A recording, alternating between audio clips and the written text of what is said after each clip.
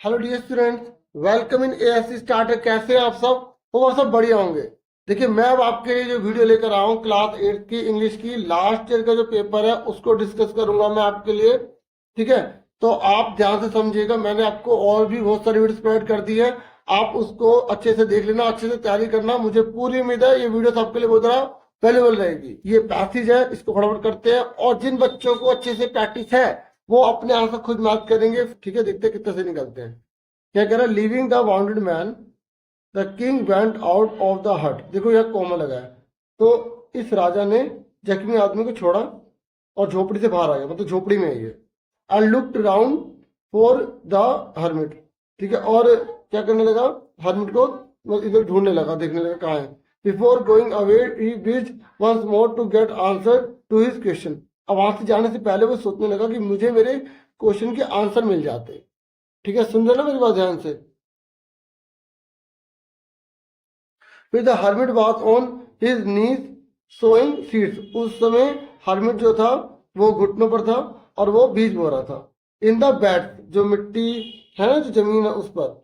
ठीक है, that had been dug the day before, जिसे उसने एक दिन पहले गड्ढे गड्ढे वहां पे करे थे। The king went up to the hermit, और किंग फिर हर्मिट के पास गया और बोला for the last time, last में बोला, I beg you to answer my question. मैं तुमसे प्रार्थना करता हूँ। ठीक है, यहाँ पर प्रार्थना के लिए यूज हुआ है। हे बुद्धिमान आदमी, मुझे बताओ मेरे क्वेश्चन के आंसर। तो you have already been answer. तो उस हरमिट ने पता क्या बोला कि तुम्हें तो तुम्हारे आंसर पहले पता लग गए। ठीक है, still bending down to the ground and looking up at the king as he stood before him. वह अभी भी कहां पर झुका हुआ था? उस जमीन पर झुका हुआ था।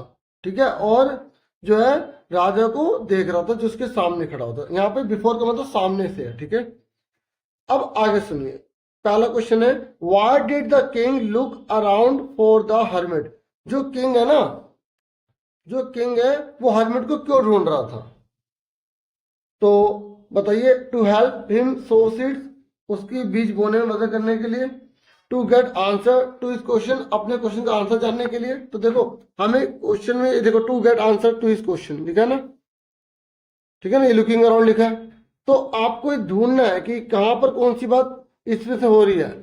ठीक है, तो जो यहाँ पर वर्ड लिखा है ना उसी के आसपास जो लाइन है, अगर जिसको समझ नहीं आ रही हिंदी तो वो उसको ये करिएगा। लेकिन आपको हिंदी समझ में आनी चाहिए, क्योंकि अब आप 8th क्लास में, 9th और जरा टफ हो जाएगी। फिर नेक्स्ट है, what was the hermit doing when the king went out of the हट। बताइए हर्मिट जो है वो क्या कर रहा था? When the king went out of the हट। बताओ, जब किंग झोपड़ी से बाहर निकला तो हर्मिट क्या कर रहा था? वो सोइंग द सीड, है ना। ये देखो यहाँ पर लिखा है ना, जब वो बाहर निकला तो वो क्या कर रहा था? हर्मिट वाज ऑन हिज नीज, अपने घुटनों पर था, और सोइंग सीड लिखा है ना। तो आपको इसमें से ढूंढ के करना होगा। अगर इसका मीनिंग पता लग जाए तो आप जल्दी कर लेंगे। और यहाँ पर देखिए, ध्यान दीजिए, यहाँ पर आपको एनी फोर करने हैं, तो जो आपको अच्छे से आते हैं वो करना। फिर नेक्स्ट है, you have already been answer. तुम्हारे को तो पहले आंसर बता दिया। बताओ who said this to whom. ये लाइन किसने किससे कही? देख लो, ऐसा क्वेश्चन आ सकता है। तो ये किसने बोला? हर्मिट ने किंग से बोला। फिर नेक्स्ट है, which of the following word can most appropriately replace the underline word. बताओ इस विश की जगह क्या आ सकता है? विश मतलब होता है इच्छा, डिजायर मतलब इच्छा। तो यहाँ पर विश लिखा है, तो विश का मतलब क्या होता है? डिजायर। डिजायर मतलब भी इच्छा करना, और विश मतलब भी इच्छा करना होता है। तो यहाँ पर आंसर इसका ए आ गया। फिर उसके बाद नेक्स्ट क्वेश्चन है, ये कह रहा है कि when were the beds in which the hermit was sowing seed dug. बताओ आपको ये जो when were the beds in which the hermit was sowing seed dug, मतलब ये देखो इन्होंने लिखने का तरीका देखो, कोमा लगा दिया। तो ये बेड इससे जुड़ा हुआ है कि उसने जो जमीन थी उस पर गड्ढे कब किए थे। ठीक है, एक दिन पहले कर दिए थे। ठीक है ना, ये देखो क्वेश्चन में हमें यहाँ से पता लग रहा था। ये देखो, for the last time I beg you a, the hermit was on the knee sowing the seed in the bed that had been dug the day before. लिखा है ना ये। तो जो आपको नजर लाइन मिलेगी क्वेश्चन में, उसको ढूंढ के आराम से कीजिए और खुद कीजिए। ठीक है, और ये जो मैं करवा रहा हूँ ना, इसकी प्रैक्टिस खुद कीजिए, ताकि आपके अंदर कॉन्फिडेंस बिल्डअप हो और आपको एग्जाम में खुद करने का मौका मिले और आपको बहुत ज्यादा अपने ऊपर गर्व हो। ठीक है, कि आप कर सकते बेस्ट है। वे नेक्स्ट आ जाइए। नेक्स्ट है हमारी पैसेज सेकंड। तो इसे मैं पढ़ता हूँ, फिर इसके आंसर करते हैं। ये कह रहा है Lodhi garden is a city park situated in new Delhi. ठीक है, लोधी गार्डन जो है ना वो सिटी पार्क है जो न्यू दिल्ली में स्प्रेड ओवर 90 एकड़, और ये 90 एकड़ जगह पे फैला हुआ है। The garden is situated between Khan market and Safdarjung Tom. ये खान मार्केट और सफदरजंग टॉम के बीच में है। ऑन लोधी रोड पर है। And is a popular spot, ये पॉपुलर स्पॉट है फॉर मॉर्निंग वॉक के लिए बहुत अच्छी जगह है। फॉर द दिल्ली, जो दिल्ली के निवासी थे उनके लिए तो बहुत बड़ी जगह है ये। The architectural heritage of around 500 years, और यहाँ पर आर्किटेक्चरल हेरिटेज भी है 500 साल पुरानी। And the green setting make Lodhi garden a prime attraction in Delhi, और क्योंकि पूरी तरह से ग्रीन है तो ये बहुत ज़्यादा अट्रैक्शन वाली चीज है, यहाँ पे लोग घूमने भी आते हैं और एंजॉय भी करते हैं। इधर in addition to the 15th century mausoleum and the other structure one can also find over। देखो यहाँ पर आपको क्या क्या मिल सकता है 15th सेंचुरी का, यहाँ पे मोसोलियम और अदर स्ट्रक्चर मिल सकते हैं। और यहाँ पर हमें क्या मिल सकता है 50 स्पीशीज बटरफ्लाई की मिल सकती हैं। और यहाँ पर पक्षी मिलेंगे आपको 100+ स्पीशीज मिलेंगी, ट्री की, पेड़ों की भी ये प्रजाति मिलेंगी। एट प्रेजेंट द आर्कियोलॉजिकल सर्वे, और आर्कियोलॉजिकल जो सर्वे हुआ है ना, ठीक है, उसमें क्या बता रहे हैं, of the India maintains the garden. ये आर्कियोलॉजिकल जो सर्वे वो उसको मेंटेन करता है। It's houses Athpula and 8 pier bridge a beautiful 16th century. और देखो यहाँ पर दो चीजें मिलेंगी आपको, अथुकुला मिलेगा और 8 पियर ब्रिज मिलेगा। जो beautiful 16th century stone bridge है कंसिस्टिंग ऑफ 7 आर्क, उसमें 7 आर्क बने हुए हैं, सपोर्टेड बाय 8 कॉलम्स में 8 कॉलम बने हुए हैं। It also has the lake, वहां पे लेक भी है और ग्लास हाउस भी है। A small area of the garden has been demarcated at the National Bonsai Park, और यहाँ पर जो गार्डन है इसमें डिमार्केटेड बनाया गया उससे नेशनल बॉन्साई पार्क के द्वारा। Many group and organization in Delhi conduct heritage walk in this garden, और बहुत से यहाँ पे ऑर्गेनाइजेशन जो है ना वो आते रहते हैं हेरिटेज वॉक के रूप में गार्डन में। ठीक है, देखिए जो डिमार्केटेड होता है ना उसको ना चिन्हित करना होता है, और ये छोटे से जो है ना पार्क के रूप में चिन्हित किया गया वो नेशनल बोनसाई पार्क के रूप में। देखिए अब पहला क्वेश्चन देखते हैं, ये कह रहा है where is the Lodhi garden situated. Lodhi garden कहाँ पर है, न्यू दिल्ली में है। हम यहाँ पे पढ़ रहे हैं Lodhi garden is the city park situated in new Delhi. फिर नेक्स्ट कह रहा था structure inside the garden were built in. देखो इन्हें स्ट्रक्चर बोला है, इसने किसी एक का नाम नहीं लिया। तो गार्डन में कब कब बने, तो देखो यहाँ पर एक तो 15th सेंचुरी में बोला है इसने।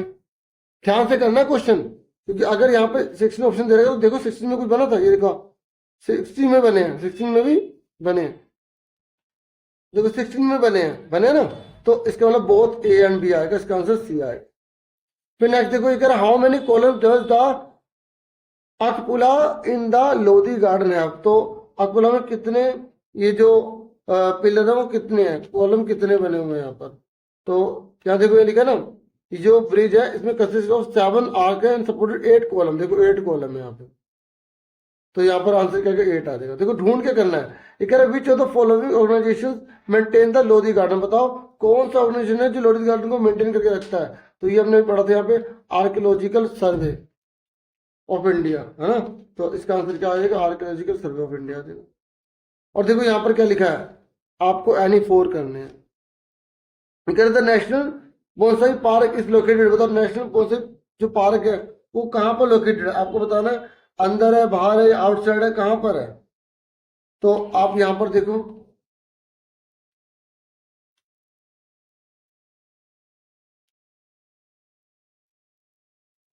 ये रहा, small area of the garden has been demarcated, चिन्हित किया गया। तो स्मॉल एरिया गार्डन के अंदर ही तो क्या होगा डिमार्केटेड, तो यह बोनसाई पार्क में, तो अंदर इनसाइड आ जाएगा, सी आंसर आ गया। ठीक है, फिर देखिए ये आपके एग्जाम में यहाँ पर इसमें पिछले साल देख लो क्या आया था।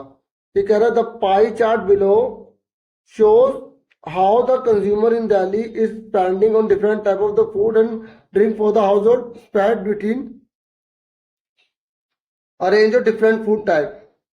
If the whole pie represent all the spending on the food and drink, ये देखो the segment show the portion of spending on each food type। ये यहाँ पर पूरे फूड टाइप के बारे में बता रखा है। अभी एनालिटिकल पैराग्राफ है, ठीक है, एनालिटिकल पैराग्राफ कोई भी आ सकता है। तो आप इसके पैटर्न वाली वीडियो देख लेना कि कैसे से प्रेजेंट करना है। आप एनालिटिकल पैराग्राफ ए से स्टार्टर लिखना, वो वीडियो मिल जाएगी आपको। ठीक है। अगर ये नहीं करना तो आपको एनिमल आर अवर फ्रेंड, तो इस तरीके के जो पैराग्राफ आपको लिखवा रखे हैं आपको उसको बना के लिखना पड़ेगा।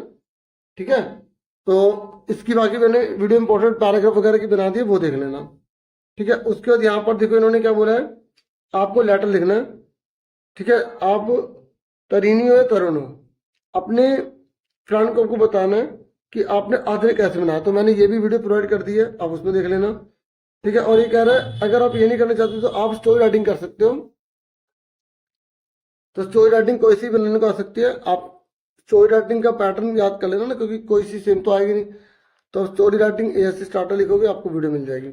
अब मैं आपको इसमें ग्रामर समझा देता हूँ, देखो।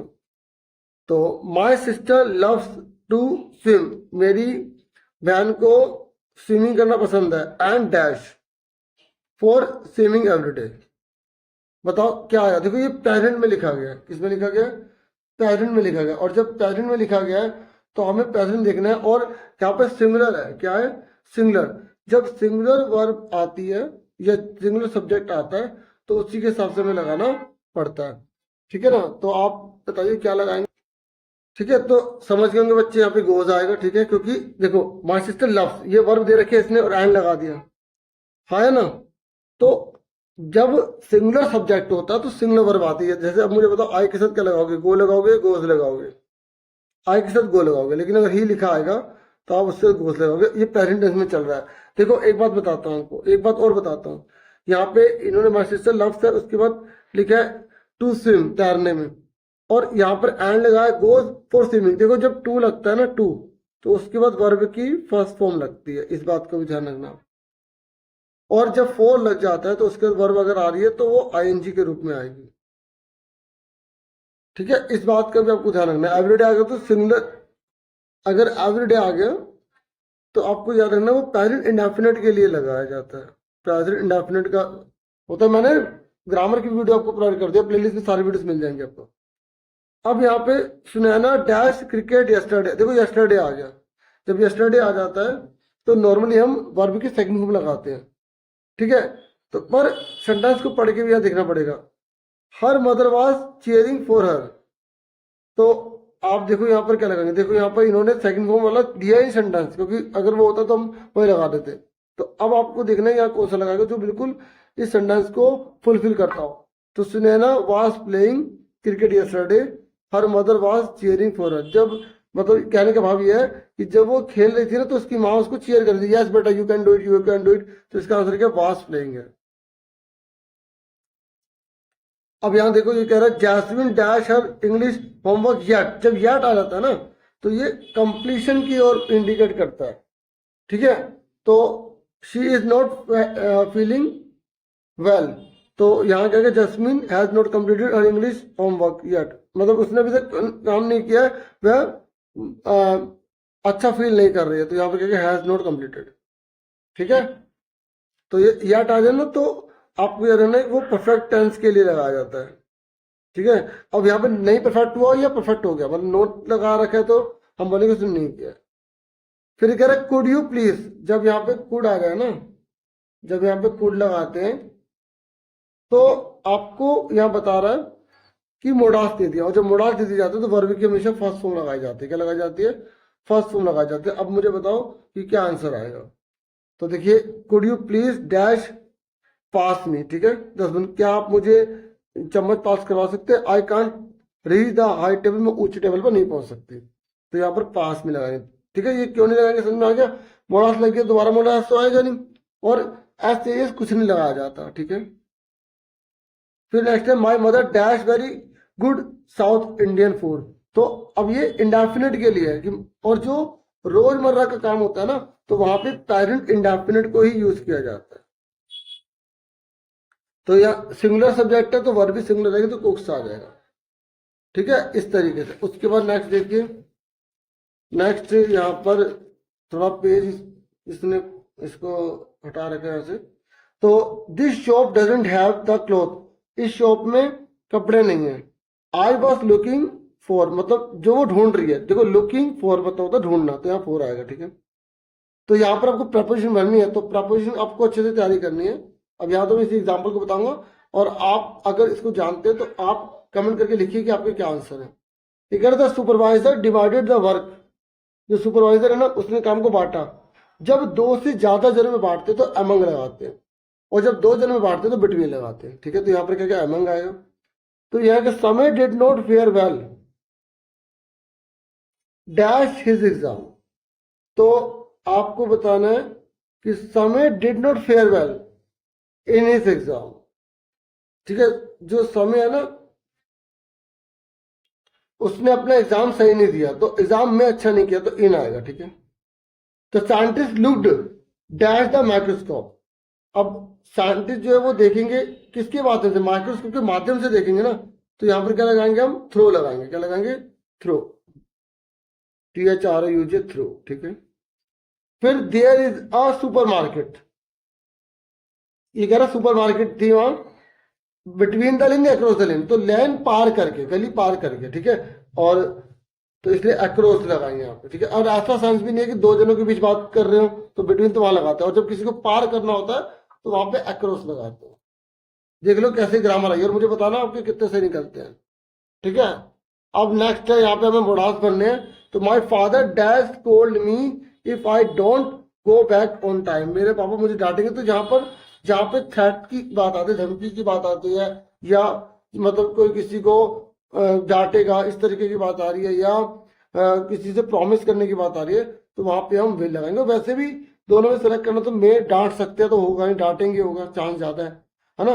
The child dash be taken to the hospital, तो क्या आएगा, मस्ट। अगर बच्चे की तबीयत तो ले जाना पड़ेगा। देखो मस्ट वहां लगाते हैं जहां पर ना अगर उसको पालन नहीं करेंगे, फुलफिल नहीं करेंगे, तो हमें पनिशमेंट मिल सकती है, तो यहाँ पर मस्ट आएगा।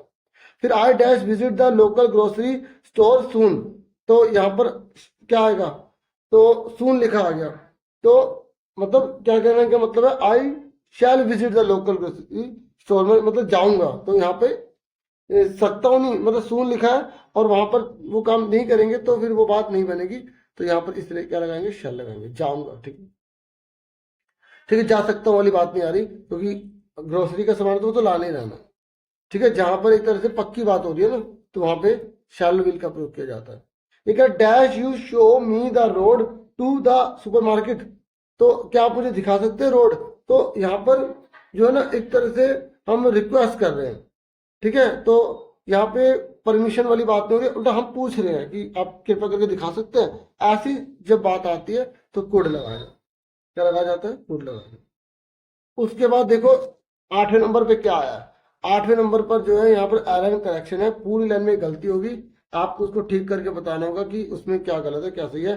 अगर आपको टेंसेस पता है, अगर आपको प्रिपरेशन पता है, ठीक है, आपको डेटर्मिनेंट्स पता है, तो आप इजीली बता दोगे। तो यहाँ देखो इतने मुश्किल नहीं आएगी, इंग्लिश अगर आप रीडिंग करते हो बता दोगे। देखो ऑल टाइप्स ऑफ इंडस्ट्रीज, देखो यहाँ पर प्लूरल आ गया, और जब प्लूरल है, सब्जेक्ट प्लूरल है, तो वर्ब भी प्लूरल आएगी। ठीक है, और जब वर्ब प्लूरल होते हैं तो उसमें एस नहीं लगता, तो ई रिक्वायर आएगा। ठीक है, ठीक है, ये कह रहा है all types of industries require electricity to function, जितनी भी फैक्ट्री हो सबको क्या चाहिए, बिजली चाहिए।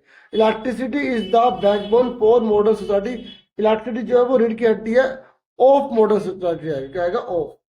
ठीक है, के लिए नहीं, ऑफ आएगा। देखो अब यहाँ पर जिसको मीनिंग पता लग रहा है तभी वो कर पा रहा है, तो वैसे तो इसका कुछ शॉर्टकट ट्रिक नहीं है। ठीक है, जहां होगी मैं बताऊंगा, अभी जैसे मैं थोड़ी देर बता भी देता हूँ।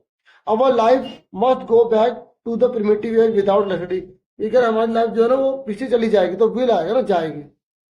ठीक है, जानी चाहिए नहीं, ऐसे नहीं, हो जाएगी तो विल आएगा। फिर उसके बाद अगर बिजली नहीं होगी तो लाइफ पीछे चली जाएगी। There is the need for the rational use, there is ah, क्योंकि यहाँ पर दा तब लगाते हैं जब वो स्पेशल होता है, सुपरलेटिव डिग्री होती है तब।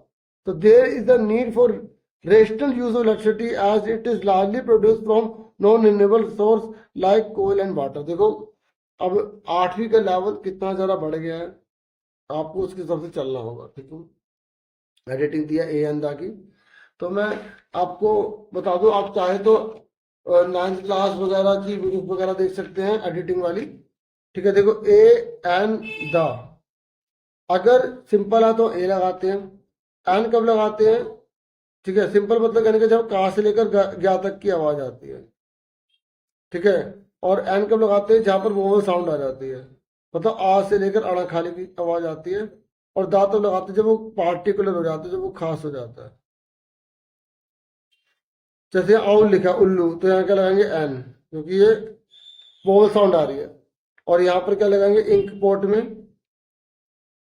एन लगाएंगे। और यहाँ पे आवर में क्या लगाएंगे, एच ओ आर, आवर। देखो बड़े ऐसे आम पढ़ रहे हैं, तो यहाँ पे क्या लगाएंगे, एन लगाएंगे। और यहाँ क्या लगाएंगे, यूनिवर्सिटी। नॉर्मली बच्चे याद करते हैं वोवल में ए ई आई ओ यू आएगा तो वहाँ एन लगा देंगे, पर यहाँ यूनिवर्सिटी या तो यू आ रहा है, क्या लगाएंगे, यहाँ ए लगाएंगे, क्योंकि इसे यू नी वर्सिटी पढ़ रहे हैं। कई बच्चे कहेंगे दा लगाएंगे। अगर वो किसी स्पेशल यूनिवर्सिटी की बात होती है तो वहाँ क्या लगा देंगे, दा लगा देंगे। ठीक है, यूटेंसिल, तो यहाँ क्या लगाएंगे, यूटेंसिल। तो क्या लगाएंगे, यहाँ पे ए लगाएंगे। ठीक है, समझ में आई। तो इस तरीके से आपको पता होना चाहिए। और कम एक होता है डिग्री, डिग्री में पॉजिटिव, कंपैरेटिव और सुपरलेटिव। जैसे गुड, बेटर, बेस्ट।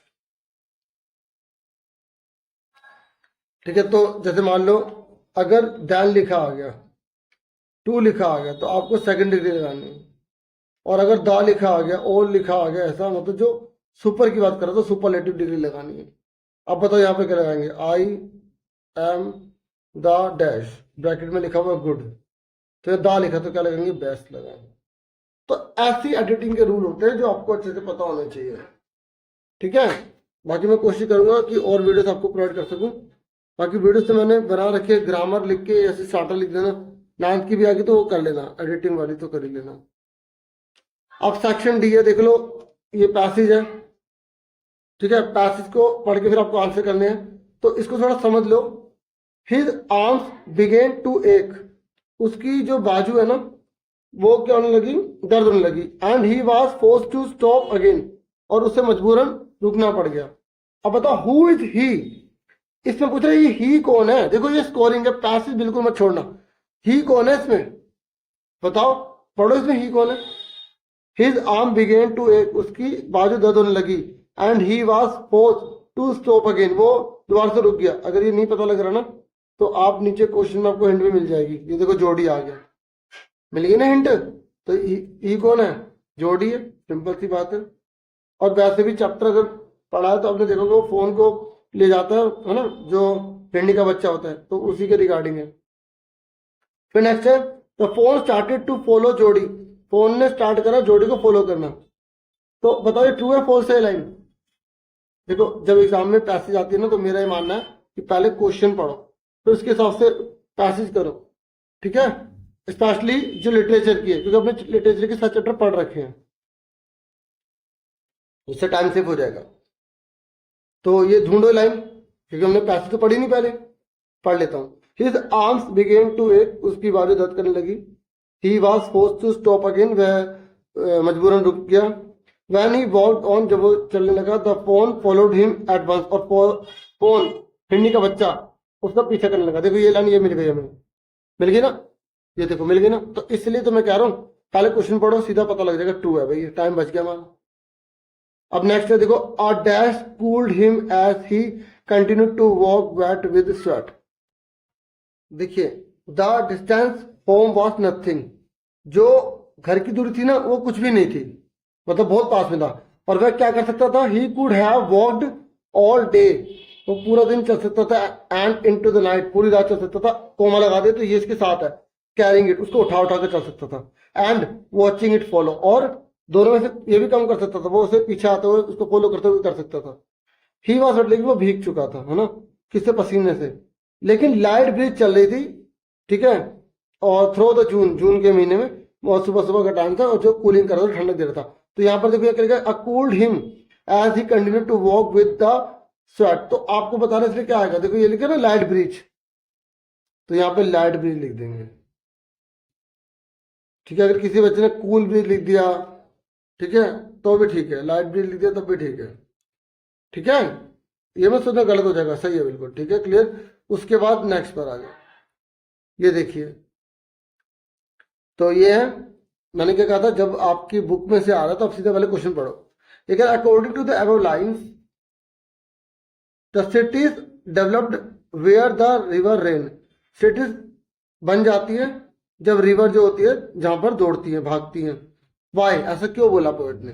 देखो, when the jet reach 10,000 feet, जब जेट 10,000 फीट पर पहुंचा, इट वॉज क्लियर, वो बिल्कुल साफ था। Why the country had cities where the river run, उसको लेखक को पता लग गया, पोएट को पता लग गया कि जो सिटी है ना वो क्यों बनती है नदी के पास में। Why the valley were populated, और जो वैली घाट है वो क्यों जनसंख्या वाली होती है। द लॉजिक ऑफ जियोग्राफी, ठीक है, उसे लॉजिक समझ में आ रहा था जियोग्राफी का। That land and water attracted man, उसे पता लग जाता है कि लैंड और वाटर इंसान को हमेशा अपनी ओर अट्रैक्ट करता है। वॉज डिलिनेटेड, और पता लग जाता है कि कैसे कैसे बाउंड्री बनी हुई है। When the jet reach the 10,000 feet, और जब जेट 10,000 फीट पर पहुंच जाता है। अब आपको इसी का आंसर देना है। According to above line, the city is developed where the river ran, city develop होती है जहां पर नदियां बहती हैं। ठीक है, तो बताओ उसने क्यों बोला रिवर लुकिंग ब्यूटीफुल, क्या नदी सुंदर दिखती है इसलिए? नदी जो होती है वो पानी इजिली दे पाती है, ठीक है, नदी से पानी मिलता है, ये रीजन ठीक है, फिर भी देख लेते हैं। और ये कह रहा है रिवर जो होती है वो अवसर देती है नाव चलाने के लिए, ये तो बोला ही नहीं। रिवर जो होता है वो फिश देती है, ये भी नहीं बोला। तो हमें क्या बोला था उसने? पानी के लिए, तो इसका आंसर बी आ गया। ठीक है, देखो अगर आप बिल्कुल आराम से यहाँ ढूंढ के करेंगे तो मिल जाएगा। देखो यहाँ पर इसने लिखा है ना, ये वाटर अट्रैक्टेड मैन, तो वाटर के लिए बोला है, तो वाटर मतलब अवेलेबिलिटी ऑफ वाटर, तो जो मिल रहा है वही आंसर आपको लिखना है, ढूंढ के आराम से करना है। As per the given lines, which of the following statements clearly states the logic of geography, बताओ कौन इनमें से लॉजिक ऑफ जियोग्राफी बताते हैं। बताओ उसने किसको बोला logic? That the valleys have always been populated, कि वैली जो है उसी, क्या ये लॉजिक पता लग गया कि वैली क्यों जनसंख्या से भरी होती है? या उसे ये पता लग गया कि one has to go up in the jet to see the clear logic, हम ऊपर जाएंगे तो हम लॉजिक को देख पाएंगे। पर या उसे ये पता लग गया, क्या लॉजिक पता लगा जियोग्राफी में? देखो क्वेश्चन में वैसे उसे ये लॉजिक पता लगा ना कि लैंड और वाटर इंसान को क्यों अट्रैक्ट करते हैं, तो यही तो पता लगा। That cities was supposed to be populated away from the river, ये तो हो नहीं सकता। अब चेक करो कैसे, देखो यहाँ पे लॉजिक ऑफ जियोग्राफी लिखा, आप पोएम में ढूंढो, पोएम में ये लिखा लॉजिक ऑफ जियोग्राफी किससे जुड़ा हुआ? लैंड और वाटर, तो ये वाली आंसर की लाइन मिली हुई है ना, तो हम इस पर टिक करेंगे। तो कैसे ढूंढना है मैंने आपको बता दिया। फिर उसके बाद नेक्स्ट देखो, नेक्स्ट क्या कह रहा है? That land and water attracted man was clearly delineated, ये कह रहा है डिलिनेटेड का सेम मीनिंग क्या होता है? ठीक है, डिलिनेटेड मतलब होता है जैसे उसकी बाउंड्री हमें पता लग रही है, वो उसको डिस्क्राइब कर रहा है। ठीक है, तो डिस्क्राइब मतलब है यहाँ पर, ठीक है, क्लियरली पता लग जाना, बाउंड्रीज का पता लग जाना, डिस्क्राइब करना। ठीक है, तो क्या है इसका? डिस्क्राइब करना। ठीक है, फिर अब ये बुक के क्वेश्चन आंसर है, ये आपको मैं समझा देता हूँ। तो पहला क्वेश्चन है, according to the ant and the cricket was dancing the winter away, अब डांस करके सर्दी को भगा ले। What does the ant actually mean by that, आखिर चींटी ने ये क्रिकेट को क्यों बोला कि अब डांस कर ले और सर्दी को भगा ले? क्योंकि वो जब जिस चीज का टाइम था वो उस समय वो काम नहीं कर रहा था। What principle did the ant follow, और यहाँ पे चींटी ने कौन से सिद्धांत को फॉलो किया? तो आप उसका आंसर देख लो, आप लिखोगे that we should save enough for the future, हम ये कहानी बताना चाहते हैं कि हमें पर्याप्त मात्रा में फ्यूचर के लिए सेव करना चाहिए। So that we do not need to borrow, ताकि हमें किसी से उधार लेना ना पड़े और लैंड ना किसी को देना पड़े। From anyone in time of need, जब जरूरत पड़े तो। वी शुड टॉयल हार्ड, हमें बहुत ज्यादा मेहनत करनी चाहिए। व्हेन द सन शाइन, जब सूरज निकलता है तो बहुत ज्यादा मेहनत करनी चाहिए। देखो एंड यहाँ क्या बताया जा रहा है कि हमें ना बहुत ज्यादा हार्ड वर्क करना चाहिए। टॉयल मतलब होता है बहुत ज्यादा। ठीक है, व्हेन द सन शाइन, जब सूरज निकल रहा है, चमक रहा है। And make the best utilization of time, और टाइम का सबसे ज्यादा यूटिलाइज करना चाहिए। एंड अवेलेबल रिसोर्स, जो हमारे पास संसाधन उपलब्ध है उसका बहुत अच्छे से यूज करना चाहिए, तभी हम लाइफ में सक्सेस पा सकते हैं। ये इस कहानी में बताया गया है। देखिए सेकंड क्वेश्चन देखिए, why did the Smith family go to Phuket in Thailand, Phuket में क्यों गई थी? थाईलैंड में, मतलब ये जगह है यहाँ पर। What happened on 26 December 2004 and what was the trigger, और क्या हुआ था 26 दिसंबर 2004 को, और कौन सा ट्रिगर था, मतलब कौन ऐसी निशानी थी जिससे पता लग रहा था वहां पर कुछ होने वाला है। ठीक है, तो इन सब के आंसर देने हैं। तो आप इसका आंसर देख लीजिए। तो आप बताएंगे they had gone celebrate Christmas. किस लिए गए थे वो? क्रिसमस को सेलिब्रेट करने के लिए गए थे।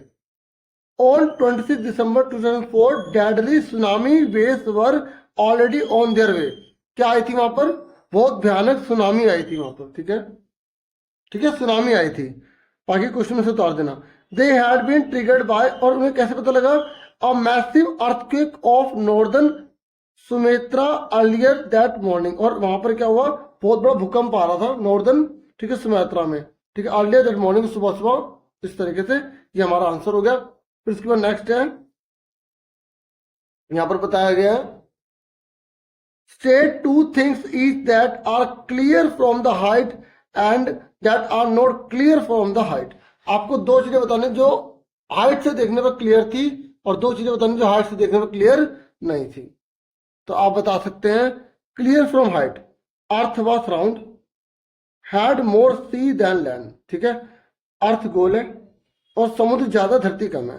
Cities developed near the river, और सिटीज जो है वो नदी के किनारे बसी हुई हैं। एंड वैलीज वर पॉपुलेटेड, और जो घाटियां वो बहुत ज्यादा पॉपुलेशन वाली हैं। अब नॉट क्लियर क्या है?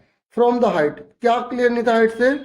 वो सुनिए, वाई मैन ऑन अर्थ, मतलब ये क्लियर नहीं कि जो धरती पर इंसान है ना, found reasons to hate each other, वो नफरत क्यों करता है? Why man had to build walls across cities, उसने क्यों दीवारें बनाई, मतलब बाउंड्रीज क्यों बना रखी है? And why they had to kill each other, वो एक दूसरे को क्यों मारना चाहता है? फिर फोर्थ है, यहां देखिए fourth question, what is the significance of referring to morning, mid day and evening in the poem? बताओ। लास्ट बार्गन में यहां पर आपने देखा होगा, नोटिस किया होगा, एक बार मॉर्निंग बोला, फिर वो मिड डे में गया, फिर वो इवनिंग में गया। आपने सोचा है कि ये क्यों बताया गया था, यहाँ पे क्या सिग्निफिकेंस था? तो आप बताओगे द सिग्निफिकेंस, मतलब क्या महत्व था इसका? The significance of referring to morning is that it symbolizes hope. Morning में किसका सिंबल है? होप का, उम्मीद का, एंड करेज का, क्योंकि वो पावर के बल पर था, है ना, उसी को आपको बताना था। एंड मिड डे सिंबलाइजेस था a time which is very difficult as doors of houses are shut, और दोपहर का टाइम क्या था? सारी दुकानें, सारे घर वगैरह बंद थे, है ना। And it is very hot और बहुत ज्यादा गर्मी थी बाहर। while the evening symbolizes false beauty, मतलब जो शाम है ना वो फॉल्स ब्यूटी को दर्शाती है। As in a little while it would be dark and darkness symbolizes hopeless in the poem, और जो डार्कनेस है ना वो होपलेस, मतलब कोई उम्मीद नहीं है, किसी से कुछ उम्मीद रखने की कोई जरूरत नहीं है। तो ये देखो अच्छे से आप पॉइंट्स में भी से लिख सकते हैं तीनों के बारे में। ठीक है, मैंने समझा दिया। अब नेक्स्ट देखो, ठीक है, नेक्स्ट है, ये कह रहा है briefly describe how did Jody convince his father to go to the forest to bring back the fawn. ये कह रहा है आपको ब्रीफली बताना है किस तरीके से जोडी ने अपने पापा को मना लिया कि मुझे उस फोन को घर लेकर आना है। ठीक है, तो आप ध्यान से इसका आंसर बताइए। तो आप बताएंगे Jody requested his father to bring the fawn back, Jody ने प्रार्थना करी कि उस फोन को वापस लाया जाए। Told him he would take care of the fawn, वो ध्यान रखेगा उसका। ठीक है, वुड फीड हिम मिल्क, और उसे दूध पिलाएगा अपना। ठीक है, told the father it was ungrateful to leave the phone, और उसने ये भी बोला कि ये बहुत अन्यायपूर्ण होगा अगर हम उस फोन को वहीं छोड़ देंगे, टू स्टॉप, भूखा मारेंगे। ठीक है, father was in a fix, couldn't से नो, और पापा इसमें फिक्स हो गए, मतलब एक तरह से फंस गए, और उन्होंने कहा कि भाई ठीक है, और फाइनली अलाउड, उन्होंने कहा चलो ठीक है जा ले आओ उसको। इस तरीके से डियर मैंने आपको ये पेपर समझा दिया है। होप ये वीडियो आपके लिए बहुत हेल्पफुल होगी। वीडियो को प्लीज लाइक कर देना, चैनल को सब्सक्राइब कर देना, जिन्होंने लाइक सब्सक्राइब नहीं किया वो कर दें। थैंक यू फॉर वॉचिंग, और भी बहुत सारी वीडियोस में बनाऊंगा। Take care dear students.